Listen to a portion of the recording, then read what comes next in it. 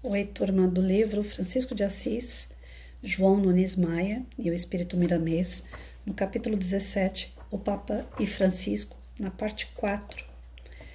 E quem se dignou orientar as almas, quem recebeu por misericórdia o bastão de responsabilidade de pastorear as ovelhas do Cristo, deverá por consciência, por dever, por fidelidade a Deus, não somente divulgar esse evangelho, mas vivê-lo em todo o curso da vida, e não somente pedir paz, longe da massa humana, porém, dar exemplos dessa paz. Não somente deve pedir que todos trabalhem, mas dar serviço às suas mãos em primeiro lugar. Não somente conciliar irmãos para a caridade, mas fazê-la desde o abrir dos olhos pela manhã até fechá-los à noite. Não somente escrever e falar no amor, mas amar sem distinção a todas as criaturas de Deus, sem nunca esquecer-se do próximo, do modo que Jesus empenhou toda a sua vida. Sei disso e nunca me esquecerei.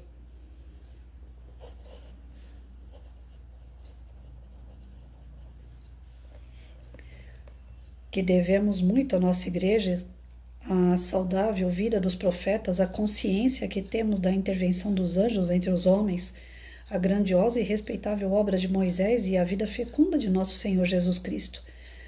Todavia é necessário que esse instrumento que está varando séculos, no momento de bifurcação da estrada, não escolha a esquerda, que nos parece a estrada mais larga, porque é a da perdição.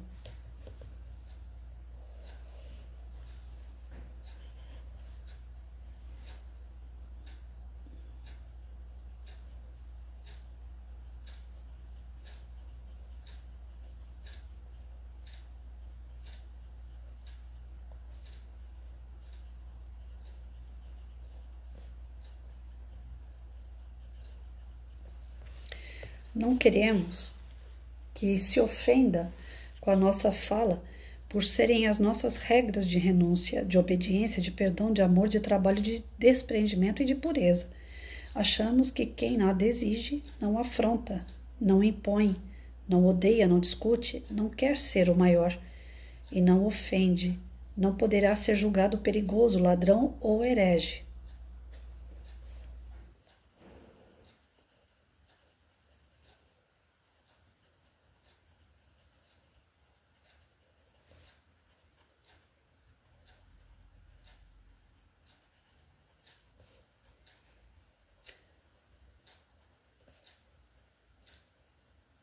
Os argumentos de Francisco são bem sólidos, né, gente? Que Deus nos abençoe e que Jesus Cristo nos proteja e que Maria Santíssima nos ampare sempre, sempre, sempre.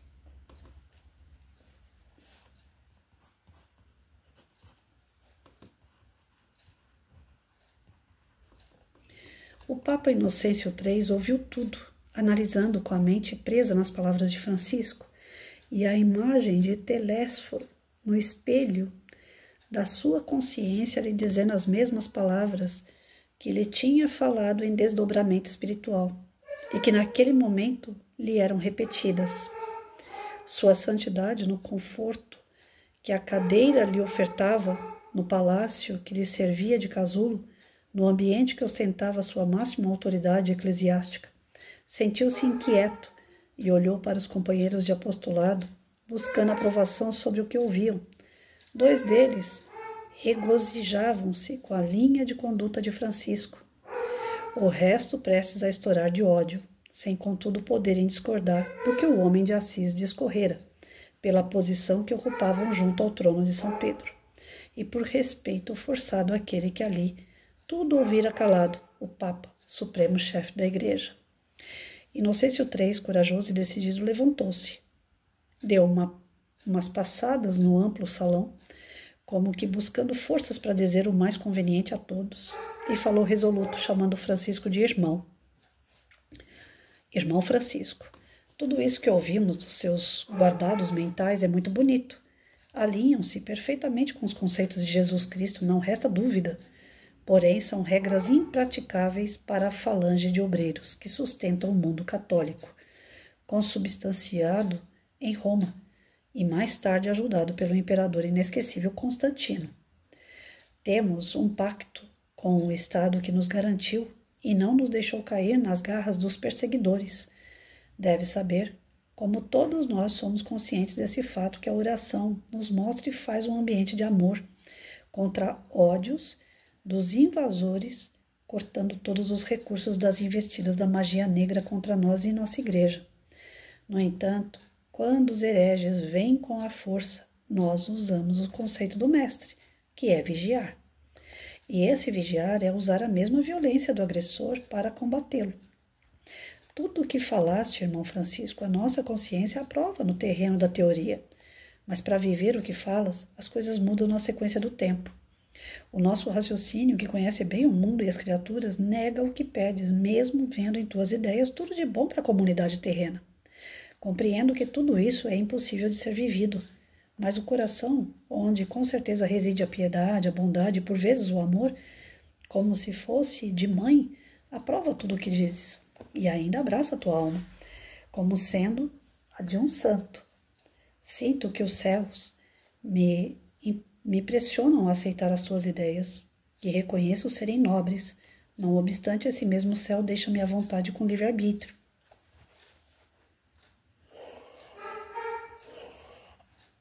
Para decidir se devo ou não aceitá-las, colocando no lugar de juiz, com as responsabilidades daquilo que devo decidir.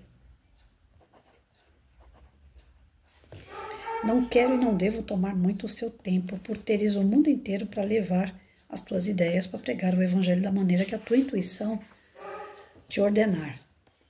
E se fores vitorioso, consagrar-te-ei como o maior guerreiro de todos os tempos, coisa que muito duvido pelas feras humanas que irás deparar em teus caminhos.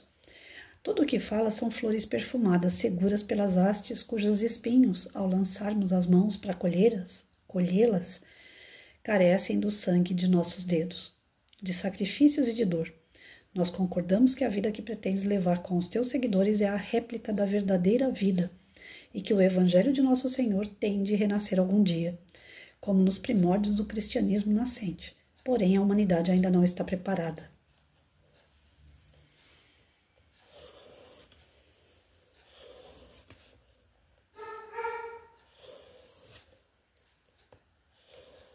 Para esse reino dos céus na terra. Este é o grande impedimento, Francisco.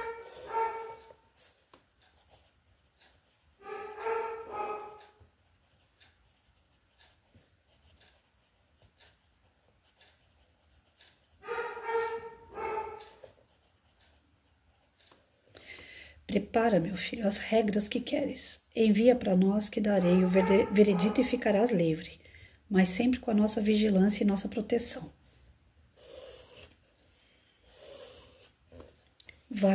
Vai, Francisco, e prega o evangelho que pretendes. E se tiveres alguns frutos, volta aqui, que o abençoarei, no sentido de que eles se multipliquem, qual Jesus fez com os pães e os peixes. Que Deus te abençoe. Ora, gente.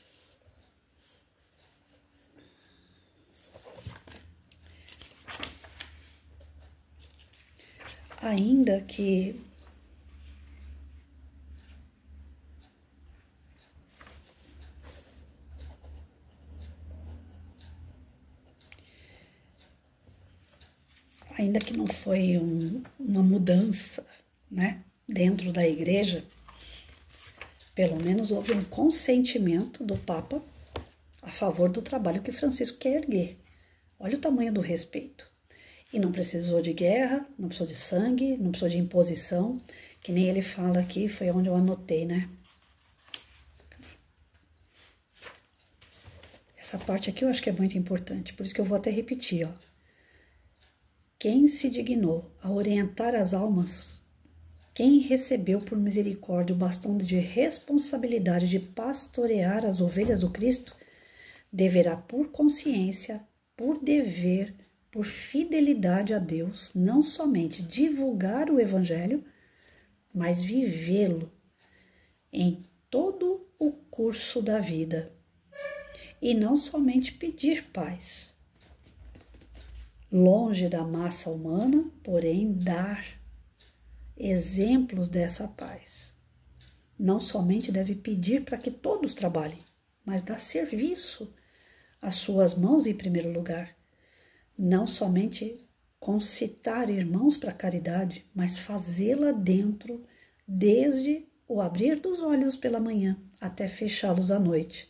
Não somente escrever e falar no amor, mas amar sem distinção a todas as criaturas de Deus, sem nunca esquecer-se do próximo, do modo que Jesus empenhou toda a sua vida.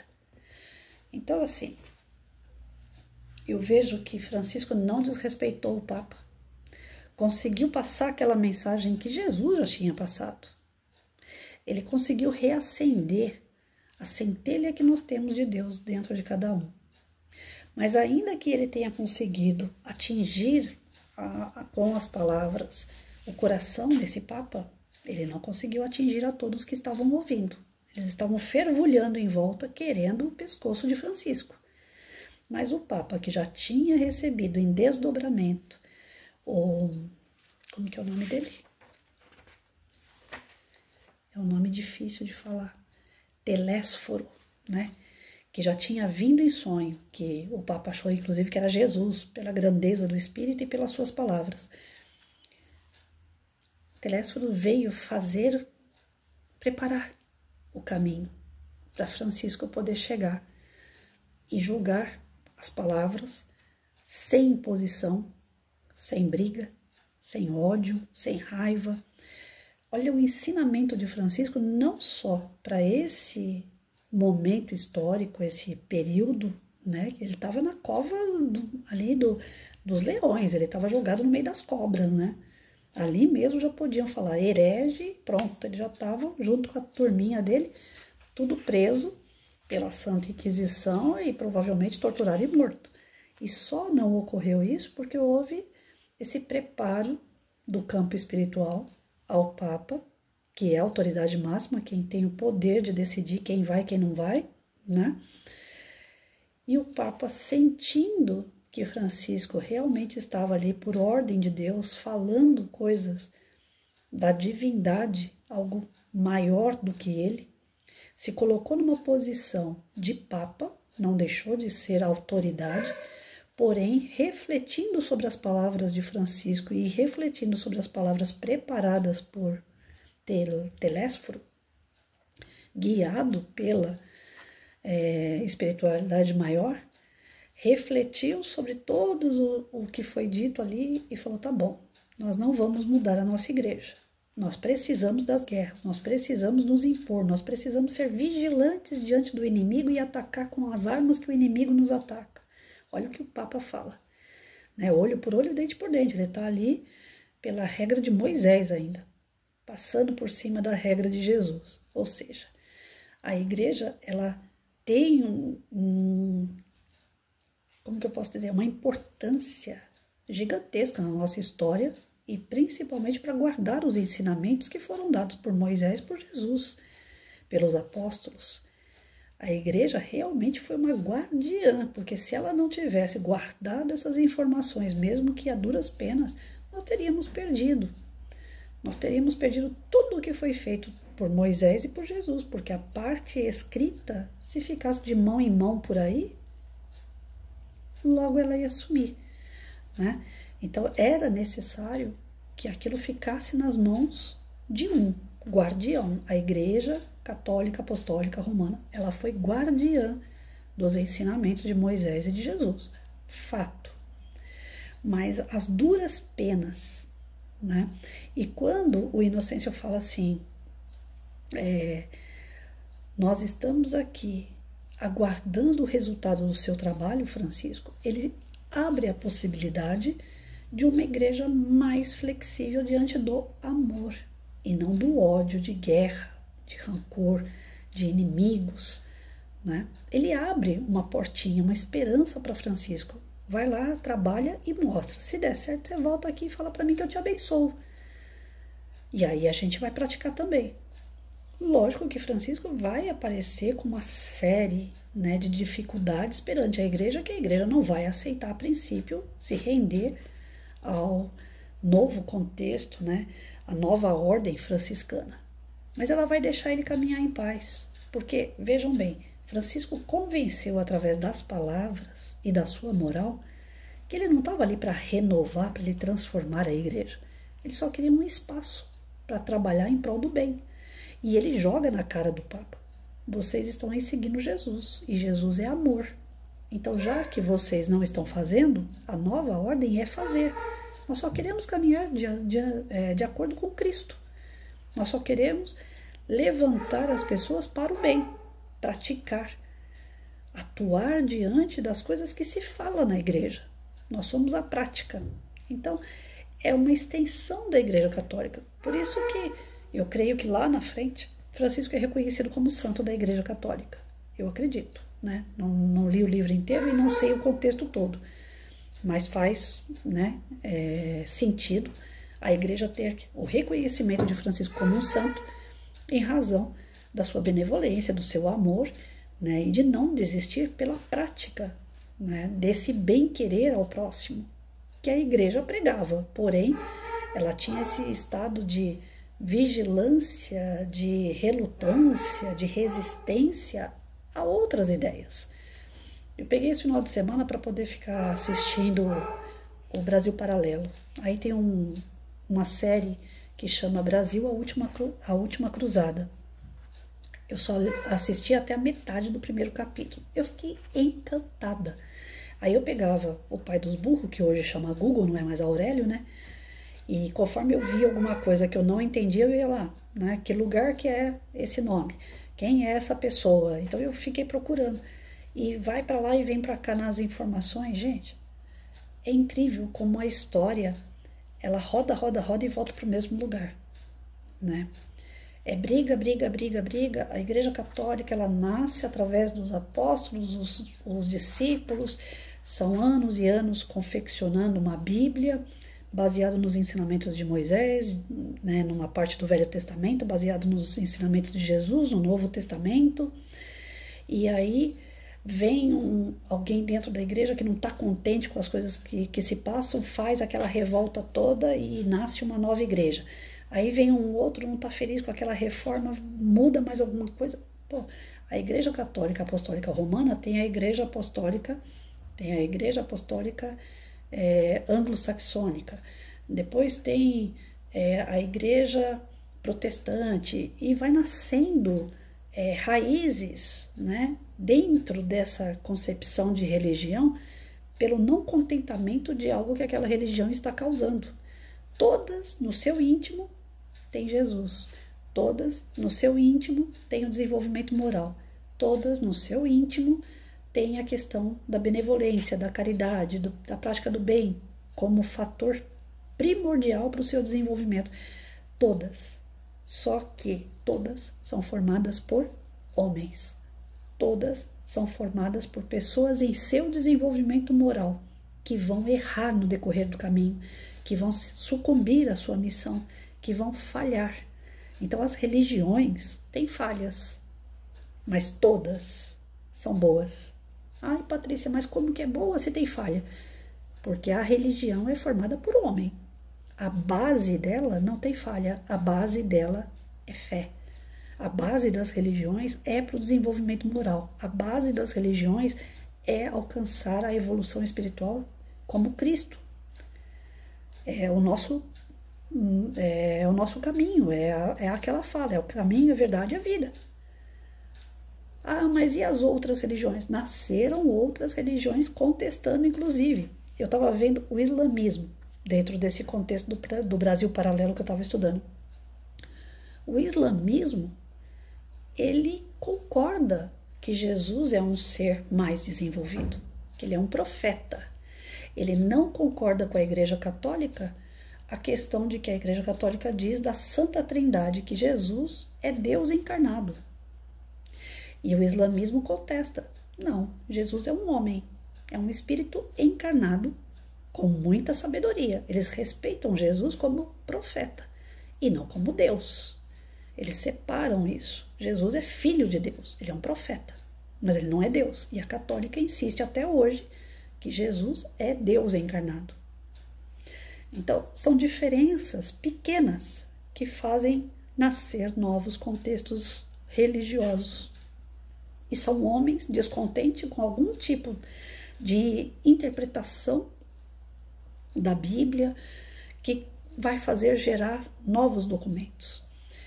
No islamismo, o documento foi feito por Maomé, um homem, um profeta, um ser que tem grande sabedoria, e não foi feito assim de tempos em tempos, havendo mudanças, como já aconteceu na Bíblia. A Bíblia já teve algumas reformulações da Bíblia. E aí eu trouxe isso para o Espiritismo, né? A doutrina espírita nasceu pelos espíritos em comunicação com os homens.